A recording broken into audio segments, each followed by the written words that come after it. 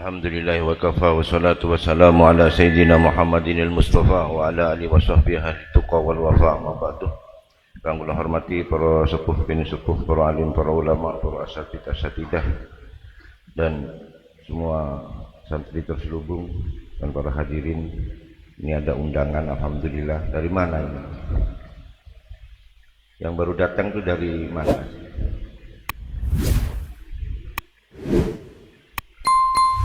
Masya Allah, alhamdulillah. Semoga semuanya dimuliakan oleh Allah. Amin amin ya rabbal alamin. Salawat dan salam semoga tetap kepada Nabi Muhammad Rasulullah sallallahu alaihi wasallam. Semoga dengan memuji baginda Nabi dan majlis ilmi ini kita mendapat barokah, mendapat hidayah, mendapat taufik ma'unah dari Allah Subhanahu wa taala, sehingga semua kesulitan kita dipermudah oleh Allah. Amin amin ya rabbal. Semoga segala keruwetan hidup insyaallah muhlak dibuka oleh Allah, diberi jalan yang terindah oleh Allah. Karena apa? Karena selalu memuji kekasihnya Allah.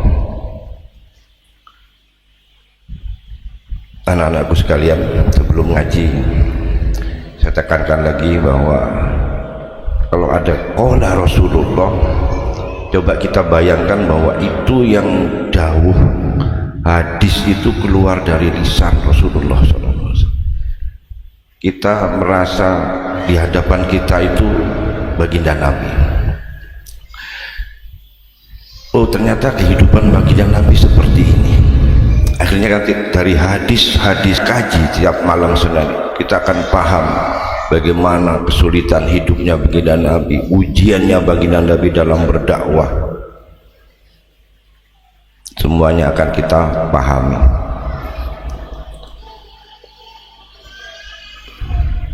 Terus yang kedua, coba tiap sholawat niatkan untuk apa? Pertama, mencari ridho Allah. Kedua, silaturahmi. Ketiga, niat belajar. Insya Allah beres. Kalau dengan niat tiga ini, insya Allah mendapat ridho Allah Subhanahu wa taala. Nabi Mustafa Muhammad Rasulullah sallallahu alaihi wasallam. Amin. Demi musannif adalah kitab limu'allimina mana jazana ya demi abaina wa rahmatina sallallahu alaihi wa sallam. Sirril Fatihah. A'udzubillahi minasyaitonir rajim. Bismillahirrahmanirrahim. Alhamdulillahirabbil alamin arrahmanir rahim maliki yaumiddin. Iyyaka na'budu wa iyyaka nasta'in. Ihdinas siratal mustaqim siratal ladzina an'amta 'alaihim ghairil maghdubi 'alaihim waladdallin. Amin. Ini masuk bab khuf. Khuf ini jarang kita temui kalau zaman sekarang, tapi tetap kita akan kaji, kita akan pahami bagaimana sih baginda Nabi itu diberi rukhsah oleh Allah ketika sholat tanpa melepas sepatu. Kita akan bahas sekarang. Bismillahirrahmanirrahim. Qala al-musannif rahimakumullah nafa'ana bi fi ulumi fid dharain amin amin ya rabbal alamin. Hadis ke-53, Anil Mughirah bin Syu'bah radhiyallahu an, saking sahabat Mughirah bin Syu'bah. Qala ngendika sapa Mughirah, kuntu wis ana sapa ingsun iku ma'an Nabi sallallahu alaihi wasallam. Kita bayangkan Mughirah sedang duduk bersama Nabi. Fatawaddo'ah, maka wudu sapa Nabi. Fa ahwaitu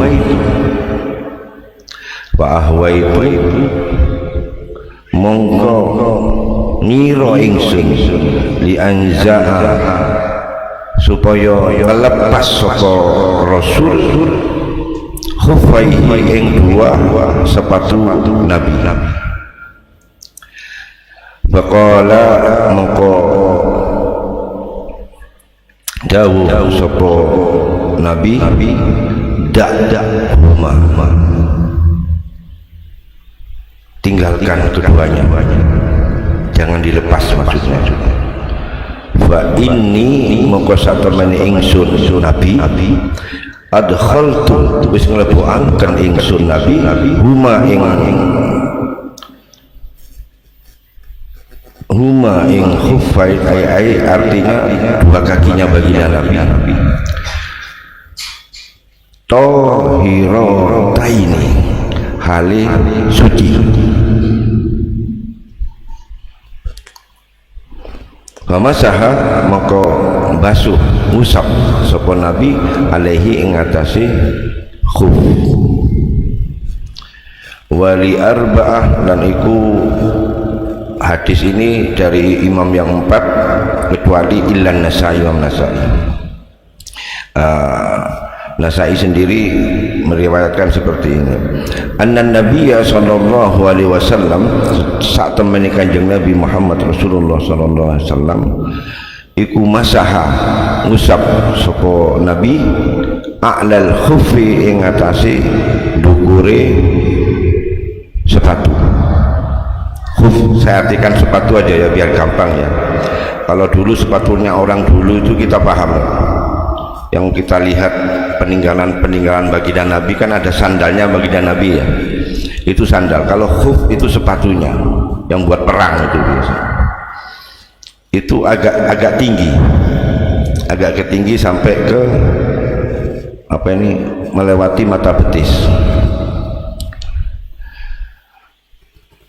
Masa hamba susupon Nabi a'lal khuffi ngatasin dukuri sepatu wa asfalahu lan ngisori.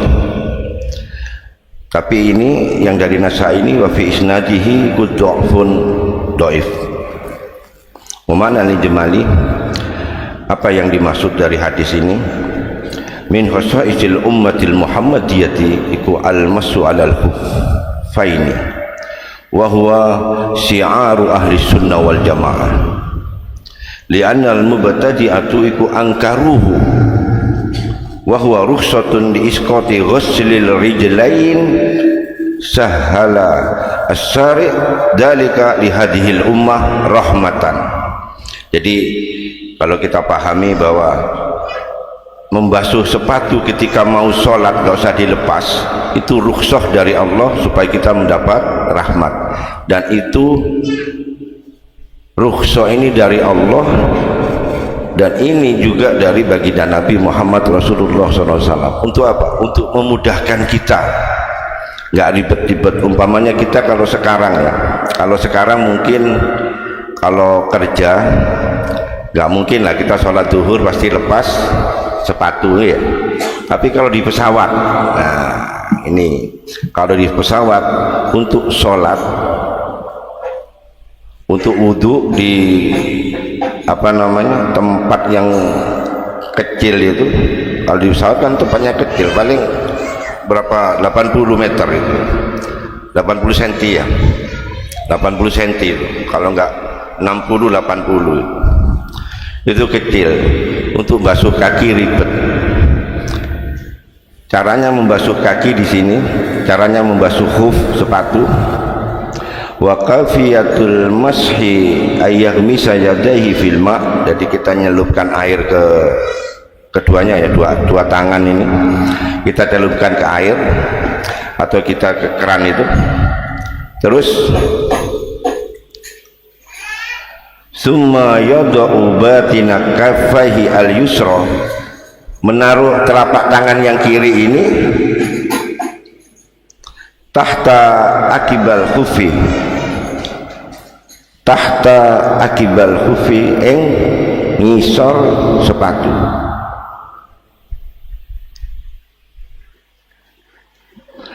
Tahta akibal khufi ing ngisor mata kaki ini sepatu, pas di mata kaki itu. Wailul lil aqab, akiba itu mata kaki ya, berarti sepatu yang pas di mata kaki. Wa kaffahu wal yumna, dan tangannya yang kanan, apa telapak tangan yang kanan iku ala atrafi asabi, di atasnya jari-jarinya kaki itu. Jadi begini modelnya, ini sepatu namanya, ini sepatu, ini yang di sini, ini di sini. basuhnya muter gitu.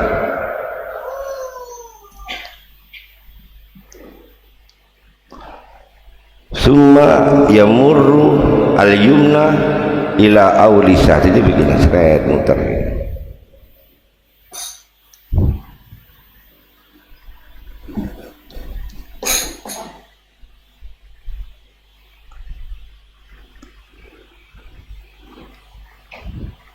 Sampai segitunya ya baginda Nabi, dan Allah memberikan rukhsah kepada umatnya baginda Nabi sampai sebegitunya.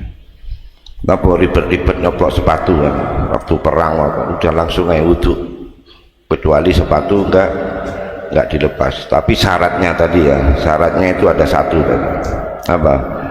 Adkhaltuhuma tahirataini. Jadi waktu memakai sepatu, kedua kaki itu harus suci. Paham ya? Kaki itu harus suci. Itu syarat.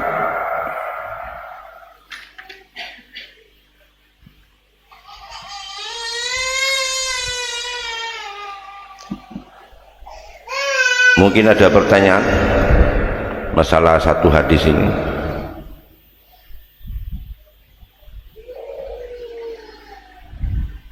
Paham ya? Ini membasuh sepatu ketika perang, ketika kita di pesawat, itu nggak usah melepas sepatu ketika wudhu, cukup membasuh muka, tangan, sebagian kepala, dan sunah-sunahnya kuping juga. Nah, kaki cukup kita masukkan air, kita masukkan tangan kedua ini di atas keran di pesawat itu, satu di samping sebelah sini, satu di kakinya, di atasnya jari-jarinya sepatu itu, putar gitu, ambil lagi, putar lagi 3 kali, sudah sah wudhunya. Enak kan? Enak nggak ribet. Ini rukhsah dari Gusti Allah, dan ini orang ahli bid'ah ingkar masalah ini. Makanya ahli sunnah wal jamaah, kita kan syafi'iyah ya, kita pakai. Karena apa? Orang yang nggak pernah menjalankan rukhsahnya Gusti Allah itu secara tasawuf gak ilok, apa ya, kurang ajar. Ono wong tua ngekei duit, kita nolak ya, artinya orang tua itu loh, kok sombong nggak kayak duit, gak gelem. Sama dengan itu, ketika Allah memberi rukhsah, konek perjalanan jauh lebih dari 87 km, dan itu dalam perjalanan bukan maksiat, sholatnya di jamak qashar, rukhsah. Puasa boleh nggak puasa kalau Ramadan karena musafir. Nah ini khuf juga rukhsah dari Allah. Kalau kita nggak menerima rukhsah itu secara tasawuf, itu kurang ajar. Nanti kita bahas waktu belajar kitab tasawuf ya, kita belajar syariat dulu biar mantap syariat ya, kalem-kalem kalau tak isi tasawuf. Karena kalau syariat tok kaku, kalau ada tasawufnya, oh gitu kan. Sholat itu apa sih? Nah, sholat itu dari salam sampai dari takbir sampai salam, syariat. Hakikatnya doa. Tasawufnya taqarrub ilallah, berhadapan langsung dengan Allah. Kita berdiri, ketika ruku itu kita artikan taubat. Orang tasawuf mengatakan ruku itu taubat, sujud itu syukur. Ini kalau kalau syariat tok nanti kaku. Kalem-kalem, kita belajarnya itu kalem-kalem, karena kita bukan anak pondok, kita bukan kita cuma santri terselubung. Kurang lebihnya mohon maaf. Wallahu muwaffiq. Assalamualaikum warahmatullahi taala wabarakatuh.